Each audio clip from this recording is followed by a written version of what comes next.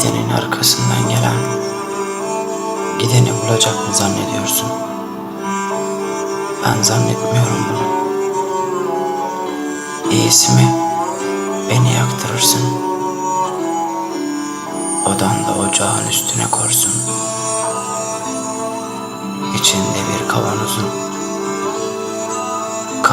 camdan olsun, şeffaf beyaz camdan olsun ki içinde beni görebilesin.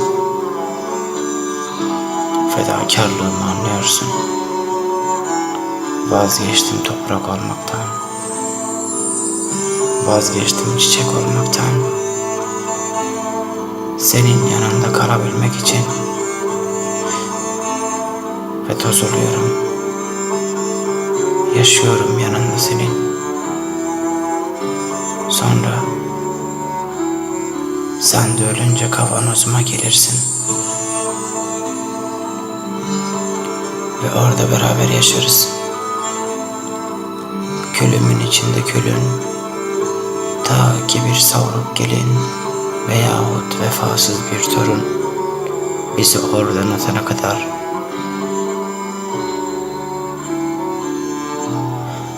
Ama biz o zamana kadar o kadar karışacağız ki birbirimize. Atıldığımız çöplükte bile zerrelerimiz yan yana düşecek. Toprağa beraber dalacağız ve bir gün yabani bir çiçek bu toprak parçasından emlenip filizlenirse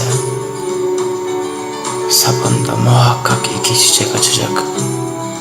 Biri sen, biri de ben. Ben daha ölümü düşünmüyorum. Ben daha bir çocuk doğuracağım. Hayat taşıyor içimden. Kaynıyor kanım. Yaşayacağım ama çok, pek çok. Ama seninle beraber. Ama ölüm korkutmuyor beni. Yalnız pek sevimsiz buluyorum bizim cenaze şeklini. Ben ölünceye kadar da bu düzelir herhalde. Hapisten çıkma ihtimalim var mı bugünlerde? İçimden bir şey belki diyor.